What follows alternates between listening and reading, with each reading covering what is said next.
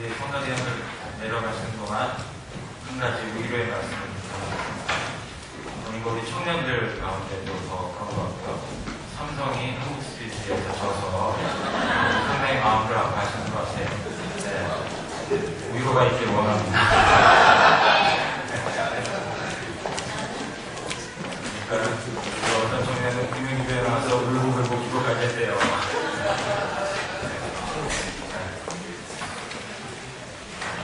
자, 지난주에 찬송 교회로 하나 올려드렸는데요. 그래서 이제 간단하게 말씀을 살펴봤는데 그 말씀을 나누는 중에 하나님의 이름에 대하여서 언급을 하며 말씀을 나눴습니다. 우리가 하나님을 찬양해야 할 이유 두 가지 그 본문에서 나타나는 내용인데요. 하나님의 이름에 의미가 담겨져 있습니다. 하나님은 스스로 있는 자여서 독립적이시고 그리고 영원하신 분이십니다. 그 말은 우주 만물 그 위에 계신 분이시라는 것이죠. 초월의 하나님이 되시기 때문에 우리가 마땅히 하나님을 경배하고 예배하고 높여야 한다는 것입니다. 그리고 이제 두 번째가 무엇이었습니까? 그러한 초월의 하나님이 낮고 천한 우리에게 다가오셔서 언약의 하나님으로 구원하시고 우리 가운데 역사하시고 우리에게 생명을 주시고 인도하시고 그죠? 우리와 그냥 우리 흔히 하는 말처럼 우리와 함께 뒹구시는 그런 하나님으로 함께 하시는 내재하시는 하나님에 대하여서 말씀을 드렸습니다. 그렇기 때문에 그 높으신 하나님이 죄인인 우리에게 찾아오셨다는 것 자체가 복음이라, 그죠? 그래서 이것이 가장 큰 기쁨의 좋은 소식이라 이렇게 말씀드렸습니다. 그래서 이 은혜를 경험한 사람은 마땅히 하나님 앞에 감사해야 하고 찬양해야 한다 하는 것을 지난주에 말씀드렸습니다. 하나님께서는 이스라엘이라고 하는 이 백성을 불러내셔서 하나님이 목적하신 바를 이루어 가세요. 이스라엘 자체에 대한 목적이라기보다는 이스라엘을 통하여서 하나님이 궁극적으로 영광을 받으실 만한 일을 행하신다는 것입니다. 하나님께서 역사를 두고 궁극적으로 영광을 받으실 만한 일이 무엇이냐면 하나님의 나라를 완성시키는 일입니다. 하나님의 나라를 완성시키는 것. 성경은 구원 역사를 담고 있습니다. 그래서 우리 단순한 한마디로 뭐라고 얘기합니까? 성경은 구속사다.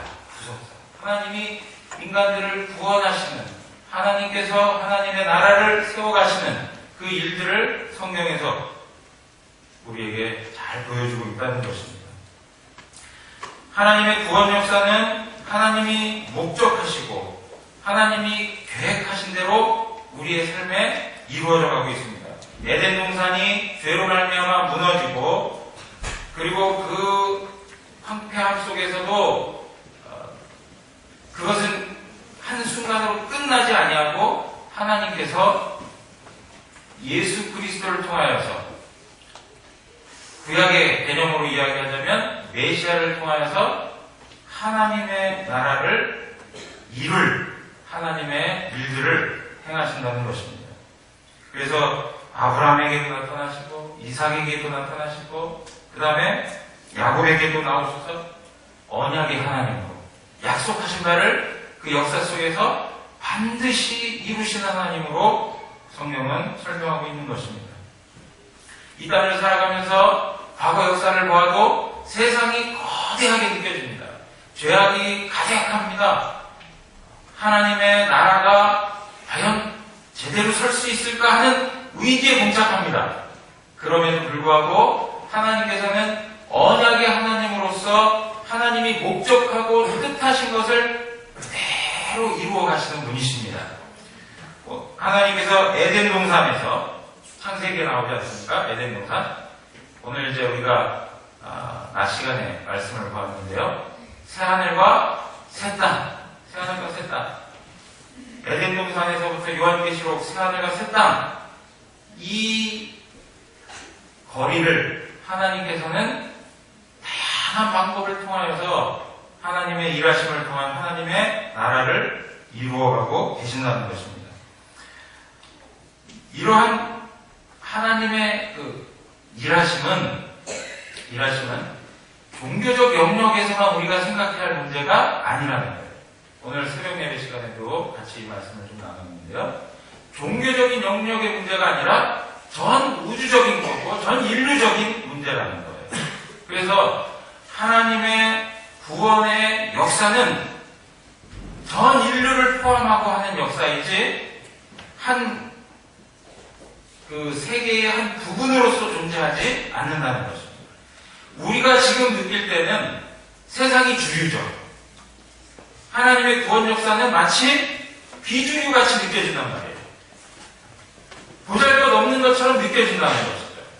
그러나 오늘 낮 시간에도 우리 문목사님 통해서 전해 들은 것처럼 하나님의 역사는 전 세계에 걸쳐서 이루어지게 되어 있습니다. 하나님의 온전한 뜻이 서게 되어 있고 하나님의 영광스러운 나라는 모든 사람이 다 밝히 알도록 임하게 되었습니다. 오늘 이러한 하나님의 역사, 하나님의 일하심이 우리의 삶에 있다는 것입니다. 그래서 우리가 삶을 살아가는 이 과정들이 하나님의 역사하고 무관하지 않고 이 인류 역사와 무관하지 않은 것이죠. 철저히 연결되어 있다는 의식을 가져야 되는 거예요. 제가 새벽에도 말씀드렸죠. 신암동에 살아가면서 서로 부딪히고 막 골골하고 또 여러 연약한 모습을 가지고 살아도 우리의 삶의 모습은 하나님 나라 앞에 쓰여지는 삶이라는 걸 기억하셔야 된다. 자, 그래서 에베소서 1장 7절에서 10절에 있는 말씀을 보면 이런 말씀이 있습니다. 우리는 그리스도 안에서 그의 은혜의 풍성함을 따라 그의 피로 말미암아 속량 곧 죄사함을 받았느니라. 이는 그가 모든 지혜와 총명을 우리에게 넘치게 하사 그 뜻의 비밀을 우리에게 알리신 것이요 그의 기뻐하심을 따라 그리스도 안에서 때가 찬 경륜을 위하여 예정하신 것이니 하늘에 있는 것이나 땅에 있는 것이 다 그리스도 안에서 통일되게 하려 하십니다. 하나님께서 역사의 일을 하셔서 결과적으로 얻어내시려고 하는 게 뭐냐? 그리스도 안에서 모든 것이 통일되게 하시는 거예요. 하나님의 나라를 그리스도 안에서 온전하게 이루시는 것이 하나님의 목적인 거예요. 그 목적을 이루어 가는데 매 역사마다 하나님의 사람들이 쓰임을 받았다는 것입니다. 하나님의 사람들이 쓰임 받았다는 거예요. 그래서 하나님께서는 이 모든 만물을 다스리시고 보존하시고 또 어떻게 하세요? 하나님의 사람들을 통해서 그 일을 이루어 가신다는 거예요. 그래서 제가 이런 표현을 뭐라고 설명했냐면 공동사역을 하신다. 우리가 뭐라고 하나님이 우리 같은 인간들을 불러주셔서 그 나라의 일들을 위하여 하나님이 사용해 가신다는 거예요. 오늘 그러한 이 대표적인 모습이 바로 모세의 사건 가운데 나타나고 있다는 것입니다. 하나님이 모세를 부르십니다. 궁극적으로 하나님 나라를 이루어가기 위해서 하나님께서 모세를 부르시는데 모세는 이 부르심을 통하여서 그의 인생도 다듬어지는 것이죠. 하나님 나라만 세워지는 것이 아니라 그의 인생까지도 다듬어지는 은혜를 경험한다는 거예요. 그러니까 하나님이 부르실 때는 하나님 나라만을 위해서 부르시는 것이 아니라 그 나라의 백성들인 우리 각 사람도 하나님 앞에서 그 나라에 걸맞는 하나님의 백성으로 만들어 가신다는 것입니다. 근데 우리는 안타까운 것이 뭐냐면 하나님의 역사의 일들을 생각하지 아니하고 여전히 인간 역사의 흐름을 따라 살아가려고 하는 그런 욕망이 우리 안에 있다는 거예요. 하나님의 역사, 하나님께서 통일되게 하시고 하나님 나라를 이루시고 하는 그 역사 속에서 내 삶을 하나님 앞에 드리며 그 시각 속에서 하나님의 맡겨주신 삶의 내용들을 감당하며 살아야 하는데 우리가 그것을 놓치고 세상의 방식대로, 세상의 생각대로 그 주류를 타고 우리가 삶을 살아가게 된다는 것입니다. 이것은 철저히 하나님과 반대되는 것, 자기 중심성을 가지고 있는 삶의 모습들인 것이죠. 그래서 그 모세 같은 경우에도 보면 자기 중심성을 갖고 자기의 리더십과 자기의 경험과 자기의 학식을 가지고 이스라엘 백성들을 도울 수 있을 거라는 생각을 했던 것이죠. 그런데 실질적으로 어떻습니까? 그러한 방식으로 하나님이 원치 아니하시는 거예요. 끊임없이 인간적인 방법을 쓰면 쓸수록 하나님은 실패를 경험하게 하시는 거예요. 그래서 하나님께서 어떻게 하십니까? 자기 중심으로 가득한 이 인생, 그리고 철저히 자기의 경험과 자기가 생각하고 자기가 가지고 있는 능력을 가지고 뭔가를 해보겠다고 하는 그런 인생들을 그냥 내버려두지 않으시고 어떻게 하세요? 다가오셔서 그 심령을 깨뜨리는 작업을 하세요. 막 무너뜨리는 작업을 하신단 말이에요. 모세가 그런 경험을 했죠. 그래서 어떻게 합니까? 도망자 신세 가지고, 그리고 또 광야에서 40년의 세월을 보내는 그런 일들을 경험하게 한다는 것입니다. 깨어지는 삶을 통하여서 철저히 하나님의 은혜를 구하게 만드는 것입니다. 우리가 낮 시간에도 계속 살펴봤지만 심령이 가난한 자가 되도록 하나님 만드시죠. 애통하는 자가 되게 만드시는 거예요. 마음이 겸손하고 온유한 자가 되도록 하나님이 우리의 삶에 여러 방식들을 통해서 다가오시는 거예요. 대표적인 방식들이 뭡니까? 고난이라고 하는 거예요. 고난. 그래서 여러분 보세요. 저희 아는 선교사님이 너무 적절한 표현을 한번 설교하실 때 하시더라고요. 그래서 제가 그대로 한번 저도 사용해서 좀 말씀드리고 싶은데요. 언제 기회가 되면 또 저에게 오셔서 말씀을 전하실지 모르겠는데 그때 꼭 이런 말씀을 전하면 우리 다 들었다고. 네. 그럼 보세요. 이 종이가 이 낱장으로 그냥 그대로 있으면요, 이거 아주 연약해요. 이거 찢어지는 것도 쉽고요. 네? 아주 연약하다고요. 그런데 이거 가지고 예를 들면요, 이거 가지고 뭘 이렇게 쳐도 이거 뭐 제대로 움직여지지도 않고요. 그리고 이거 가지고 뭐 누굴 맞추려고 해도 날아가지도 않아요, 제대로. 네. 그런데요, 이걸 갖다가 제가 이렇게 막 꾸기고, 그리고 또 막 밟고, 네? 누가 그러더군요. 하나님께서 막 넘어뜨리고 하는 건 좋은데 넘어뜨려 놓고 막 밟고 또 비비비까지 하신대요. 네. 이렇게 막 꾸기고 막 하면 이게 말이죠. 사실 여기서 제가 이게 설교 시간이라 그렇긴 하지만 우리 선생님들 이렇게 마실 수도 있단 말이에요. 네? 그죠? 그리고 이런 거 가지고 이 꾸겨진 거 가지고 말이에요.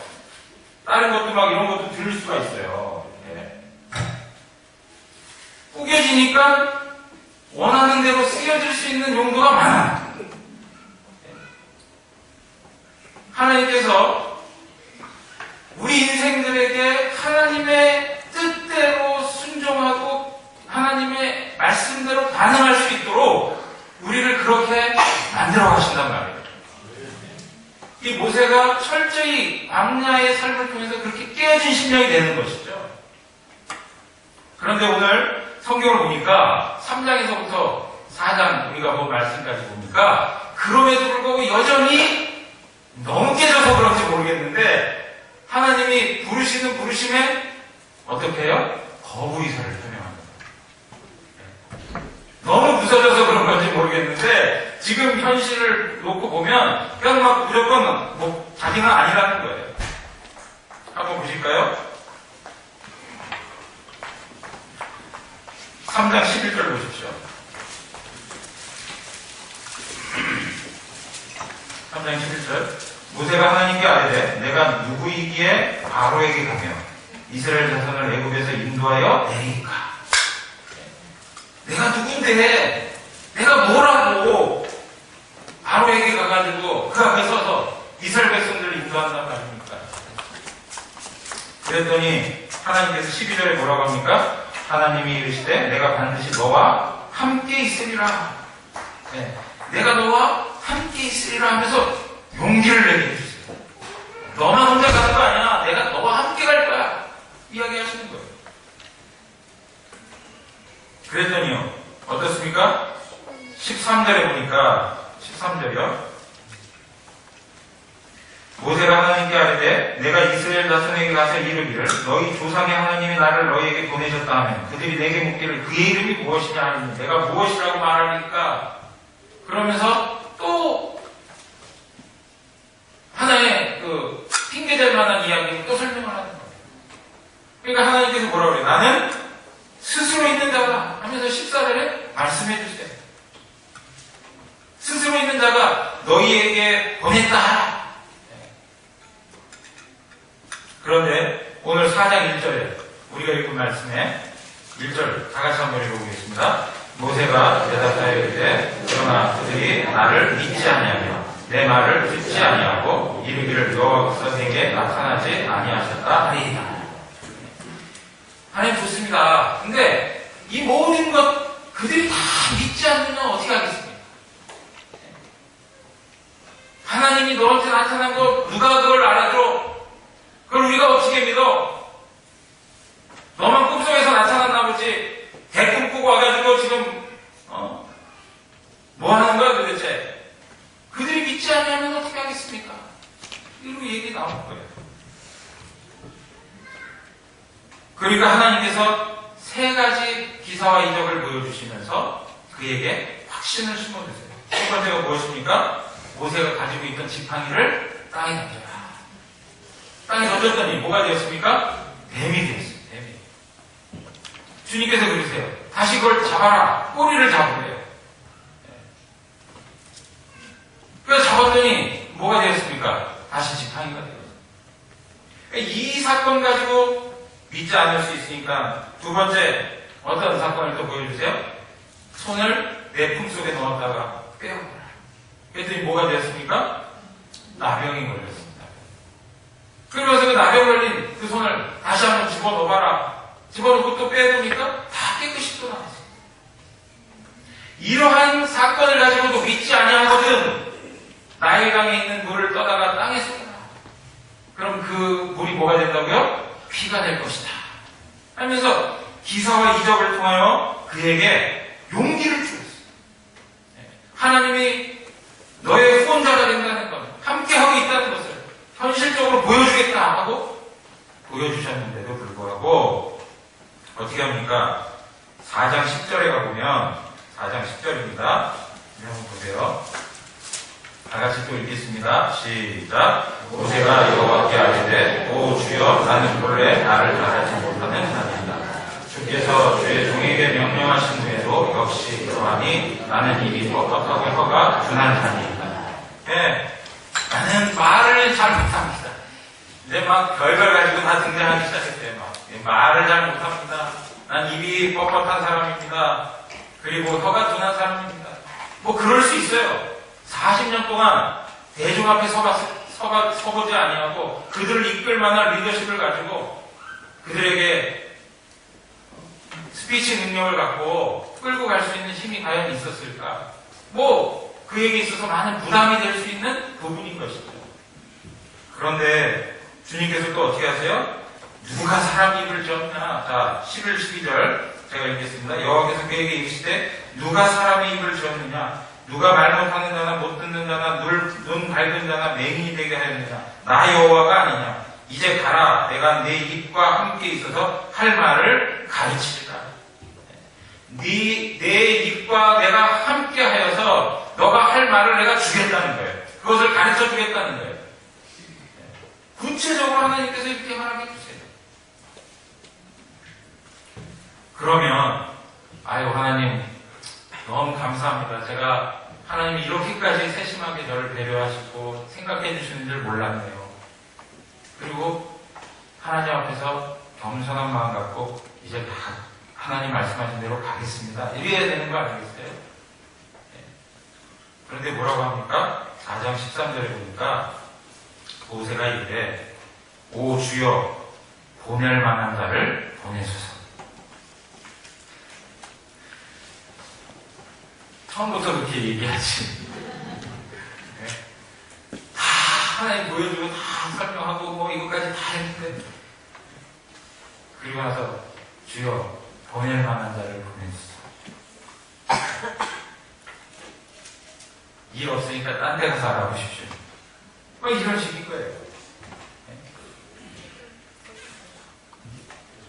그랬더니 하나님께서 14절 다 같이 한번 읽겠습니다. 시작. 여호와께서 모세를 향하여 노하여 이르시되 레위 사람들의 형 아론이 있지 아니하냐. 그가 말 잘하는 것을 내가 아노라. 그가 너를 만나러 나오나니 그가 너를 볼 때 그의 마음에 기쁨이 있을 것이다. 네. 우리 하나님이 모세를 향하여 노하셨어요. 노하셨는데도 그 노하심을 갖고 그냥 정신 차려라 그리고 한 대 치시는 게 아니라 어떻게 해야 돼요? 네 형 아론이 있지 않냐. 내가 너에게 아론을 붙여줄게. 그리고 또 모세에게 그가 할 수 있는 그 환경을 만들어주고 있어요. 사랑하는 성도 여러분, 이 과정을 보면서 우리 하나님은 어떤 분이신 것 같으세요? 우리 하나님 참 사랑이 많으신 분이세요. 벌써 우리 교회 집사님 권사님들 같았으면 2단 옆차기로 벌써 간더라 그럴 수 있었을 것 같은데, 끝까지 참아 계시면서 그를 설득하시고 그를 격려하시고 그에게 환경을 만들어 주시고 하면서 판을 만들어 주세요. 그러면서 적극적인 하나님의 일하심을 그에게 보여주시고 있는 것입니다. 사랑하는 성도 여러분, 모세가 이 정도로 깨어진 거예요.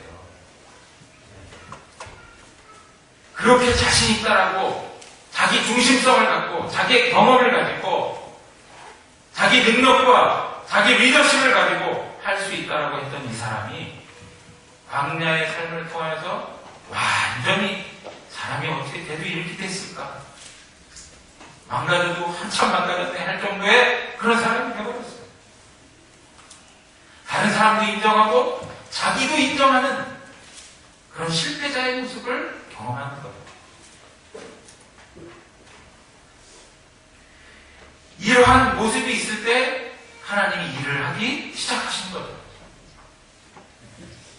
이 과정이 없었다면 모세가 하나님 앞에 쓰임 받았을까? 얼마나 많은 사람들이 있습니까? 그죠? 하나님의 나라를 세워가기 위해서, 이스라엘 공동체를 이루어가기 위해서 얼마나 많은 사람들이 그 땅에 있었을 텐데, 그렇게 싫다고 사양하며 하나님을 향하여 소사를 치는 이 모세에게 다가오셔서 끊임없이 그를 붙들어 세워주시고 그의 상실한 마음들을 일으켜 세워주시고 그의 상처받은 마음들을 회복시켜 주시면서 하나님의 사람으로 인도하시는 하나님의 은혜로우심과 자비하심을 한번 생각해야 할 것입니다. 이 하나님이 오늘을 살아가고 있는 우리가 섬기고 있는 하나님이십니다. 우리 하나님, 여러분, 우리보다 더 뛰어나고 우리보다 더 깊이 있고 더 실력 있는 사람들이 얼마나 많이 있습니까? 그럼에도 불구하고 우리 같은 사람들을 불러주셔서 하나님이 상대해 주시고 구원의 은혜를 주시고 구원의 은혜를 주실 뿐 아니라 영광스럽게 온 세상 가운데 궁극적으로 이루어질 그 하나님의 나라의 영광을 위하여 불러주시고 우리의 삶을 세워주시는 하나님의 은혜를 생각하면 감사한 것밖에 없는 것이죠. 감사한 것밖에 없습니다. 뭐 토론할 게 없는 거예요. 오늘 모세가 왜 이렇게 사양했을까 하는 그런 생각을 해봅니다. 첫 번째는 자기 안에 권위가 없다라고 생각하는 거예요. 권위. 뭔가 다른 사람들이 믿어주고 인정할 만한 면허증이라도 있으면 그거 가지고 우길 텐데, 그거 가지고 이야기할 텐데 아무것도 없는 거예요. 권위의 문제가 모세의 고민이었던 것이죠. 4장 1절 우리가 읽은 것처럼 그들이 나를 믿지 아니하며 내 말을 듣지 아니하고 여호와께서 내게 나타나지 아니하였다. 누가 그걸 인정해 주겠느냐 하는 거예요. 다른 사람들이 동의할 어떠한 조건이나 수준이 없다는 것입니다. 다른 사람들도 인정하고 다른 사람들도 고개 숙일 만한 무엇이 없다는 거예요. 이 권위에 관한 문제인 거죠. 사랑하는 성도 여러분, 권위에는 몇 가지의 단계가 있다고 생각합니다. 첫 번째 권위는 뭐냐면 지구이로서의 권위가 있어요. 지구이로서의 권위. 예를 들면 대구영왕교회 목사로서의 권위가 있습니까? 없습니까? 있죠. 각 가정에서 가장으로서의 권위가 있습니까? 없습니까? 있어요. 우리 청년들, 학생들 아버지에 대하여서 아버지가 존경할 만해서 아버지가 존경할 만해서 존경하는 게 아니라 하나님이 아버지로 세우셨기 때문에 존경해야 되는 거예요. 직위에 대한 권위가 있어요. 우리 직장에서도 보면 그 포지션에 따른 권위가 있지 않습니까? 그런데 그 직위에 따른 권위 갖고는 사실은 권위가 잘 서지 않는 경향들이 있어요. 그거보다 조금 더 수준 있는 권위가 무엇입니까? 전문성이에요. 전문성. 네. 직위도 있지만 거기에 걸맞는 능력도 있어요.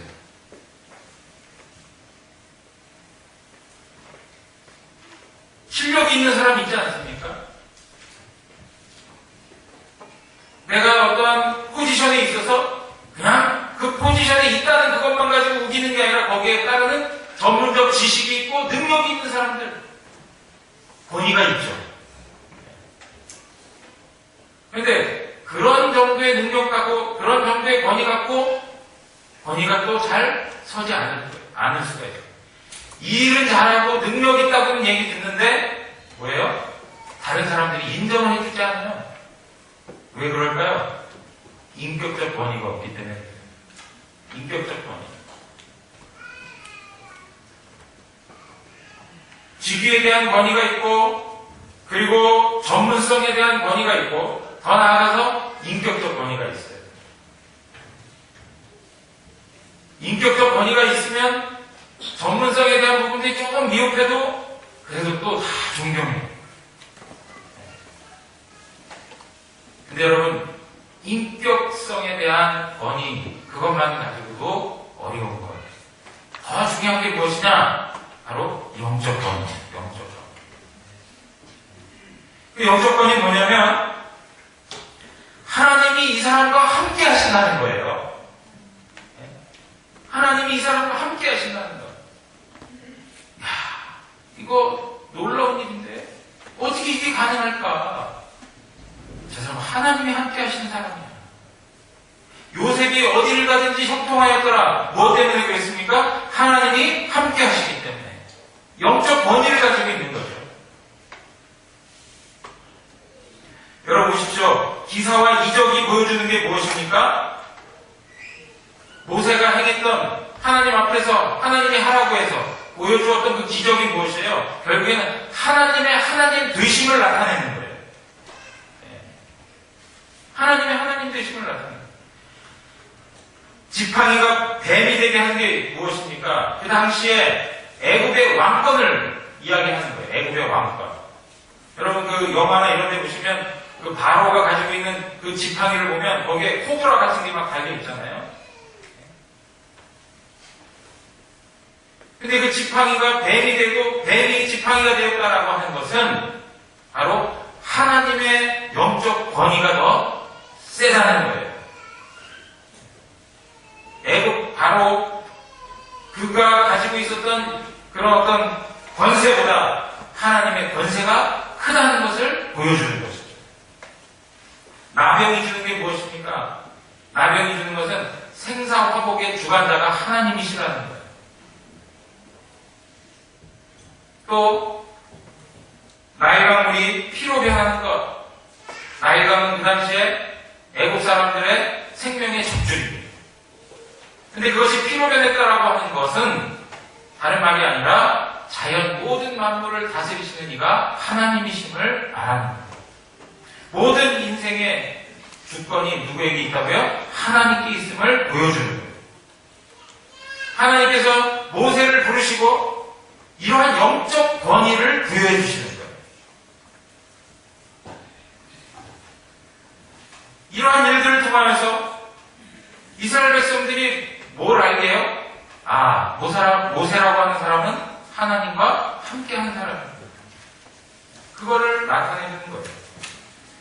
사랑하는 성도 여러분, 우리가 이 시대를 살아갈 때도 마찬가지입니다. 하나님께서 여러분들을 부르십니다. 부르시는 것, 그것으로 끝나지 아니하고 영적 권위를 부여해 주셨습니다. 성도는 영적 권위를 가지고 있는 존재들이에요. 하나님이 함께 하십니다. 어떻게 함께 하시죠? 성령 하나님이 우리 가운데 임재해 계시잖아요. 성령 하나님이 나와 함께하고 계시잖아요. 그래서 그 영적 권위가 무엇으로 설명되어져 나타나야 되느냐 하면 갈라디아서에 있는 말씀입니다. 갈라디아서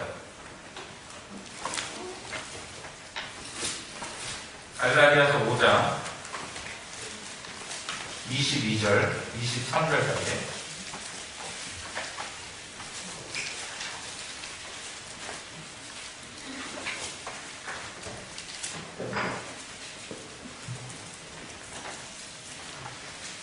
다 같이 읽겠습니다.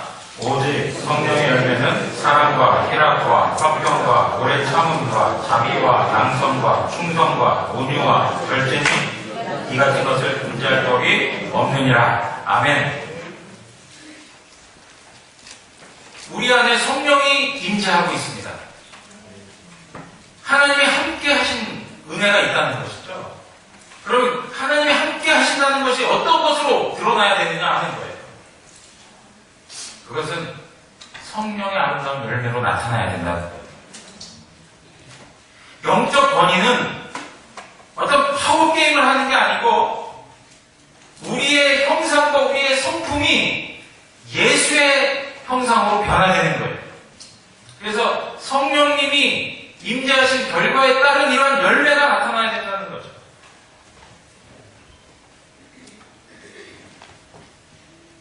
이게 바로 영적 권위인 것입니다. 우리 대구영원교회 모든 성도님들은 하나님께서 주시는 영적 권위로 충만하기를 원합니다.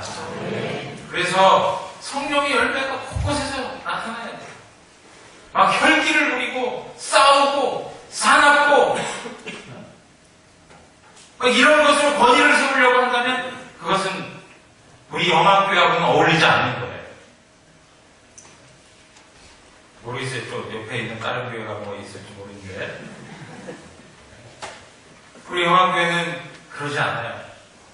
성령의 임재 가운데서 성령의 충만함 그리고 성령의 역사하심을 통해서 하나님이 허락하시는 그 열매들을 통하여 영적 권위가 나타나야 되는 거예요. 이것이 실력 있는 성도들의 모습인 것입니다. 두 번째로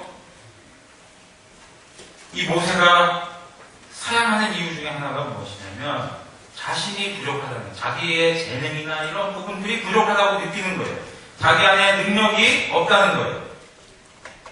자기 자신은 말에 능하지 못하다라고 이렇게 이야기합니다. 그리고 보낼 자를 보내라고 하나님 앞에서 자기의 무능을 이야기합니다. 그런데 한 가지 아쉬운 것이 있다면 하나님이 어떤 분인지를 알았다면 이런 이야기 하지 않았을 거예요. 오늘 주님께서 그렇게 자기의 무능함과 자기의 부족함을 이야기하는 모세에게 하신 말씀이 뭐예요? 사람이 입을 지으시니가 누구냐?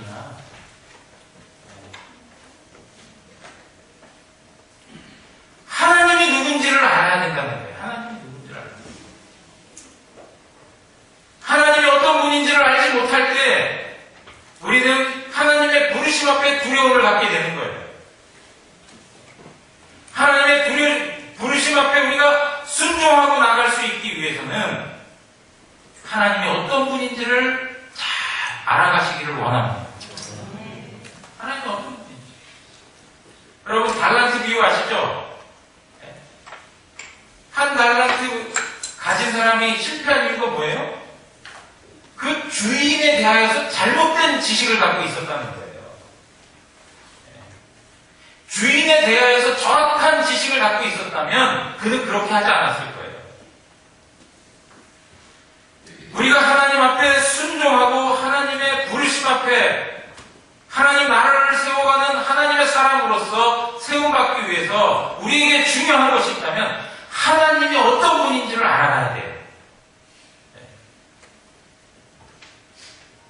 그분을 삶 속에서 경험하게 되고 그분의 은혜가 무엇인지를 깨닫게 되고 그러할 때 우리는 모세와 같은 이런 핑계를 댈 수 없는 것이죠.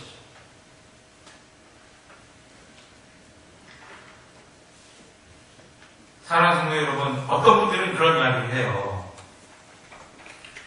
목사님, 저는 참 부족해서 교회 이러한 일을 좀 잘 못하겠습니다. 이제 이거 연말 되고 이제 뭐 또 교회에서 직분 맡겨놓고 막 그릴 거 아니에요. 뭐 임명하고 그릴 거 아니에요. 아유, 목사님, 저는 참 부족한 사람이라 이거 못하겠습니다. 아주 겸손한 분들이 많으세요. 네. 그런데 그건 겸손이 아니라 교만이에요. 정말 겸손하면 자신의 부족한 것을 인정하고 하나님의 은혜를 구하게 돼 있어요. 정말 겸손하면 하나님이 뜻하시고 교회를 통해서 세워가시는 그 일들에 대하여서 그냥 받아들이는 거예요. 그리고 어떻게 합니까?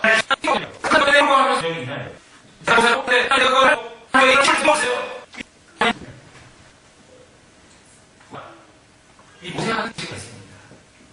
그러나 우리가 분명히 기억할 것은 하나님은 우리의 필요가 무엇인지도 아셔. 그리고 주시기에 충분하신 분이 하나님이 부르셨으면 하나님이 책임지시는 거예요. 하나님이 교회를 통해서 세우셨으면 하나님이 책임지시는 거예요. 하나님이 책임지시도록 하나님 앞에 겸손한 마음을 갖고 구하셔야 돼요. 그래야 교회가 잘 되는 게 아니에요.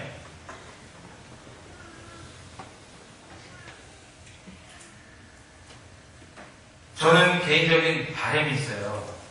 이제 앞으로 저하고 같이 신앙생활 하면서 이제 하나의 제 소망입니다. 저는 실력이 없어요. 네. 막 공부도 잘 못했어요. 네. 근데 머리는 왜 빠졌는지 저는 아직도 하나님 앞에 물어봐야 하는 일이긴 한데, 네. 그리고 인격적인 결함도 참 많아요.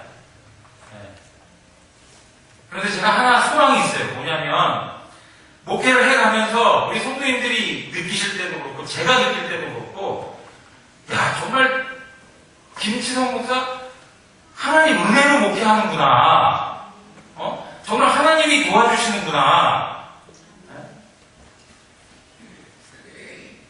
아무것도 가진 것도 없고 능력도 없고 실력도 없는 사람인데 하나님의 교회가 든든히 세워져 가는구나. 역시 하나님 저런 인간도 쓰시는 위대하신 분이시구나. 네? 아마 이렇게 됐으면 좋겠어요. 별로 마음에 안 드세요? 네. 아니, 정말이에요. 하나님이 드러나셔야 되지 않나요? 자기 잘난 맛에 하면 하나님 드러나질 않아요. 근데 마음속에 계속 그게 올라온다고요. 뭐만 해도 자기 자랑하려고 하고 자기 실력 내세우려고 하고 막 끊임없이 일어난다고요. 하나님이 찾으신 사람이 어떤 사람입니까? 하나님이 주님의 교회를, 하나님의 나라를 세워가기 위해서 찾으신 사람이 어떤 사람이에요? 바로 이런 사람이에요. 도무지 쓸모없는 사람, 형편없는 사람, 그런 사람들 하나님 불러 세우셔서 하나님의 하나님 되심을 드러내시는 거예요. 우리 대구영합교회, 우리 모든 성도님들 삶에 이러한 풍성한 은혜가 있기를 원합니다. 그래서 하나님 나라 앞에 우리 각자의 인생이 귀하게 쓰임받고 있다는 걸 깨닫고요. 하나님 말씀에 철저히 순종하세요. 네. 우리가 살아가는 이 인생은 결코 가난하거나 보잘것없거나 막 이러한 인생이 아니라 하나님 안에서 부유한 인생이고요. 이 인생이요, 하나님 나라 최종적으로 궁극적으로 영광스럽게 세워질 그 나라 앞에 귀하게 쓰임받는 인생이라는 걸 기억하시고 헛되게 살지 말고 하나님 앞에 우리 자신을 온전히 드리는 은혜가 있기를 주님의 이름으로 축원합니다. 이 시간에 찬양하고